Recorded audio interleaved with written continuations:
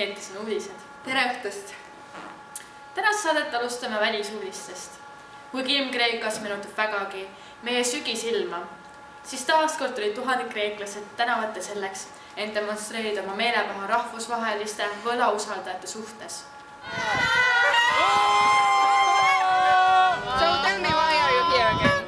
Why? This is why, because of this blood-sucking vampires in Berlin, that's why! Europe, go away, we don't like Europe, we like our wine, smoking car games!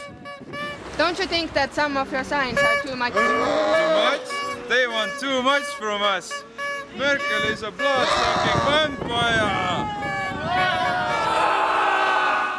Nagu näha ja kuulda, siis olukord Kreekas on sama pingeline ning tundub, et taaskord ei saabu rahu enne, kui platsi tulevad koerte, nuiede, kummikuulide ja gaasiga varustatud mehed mustas. Jätkame teiste uudistega.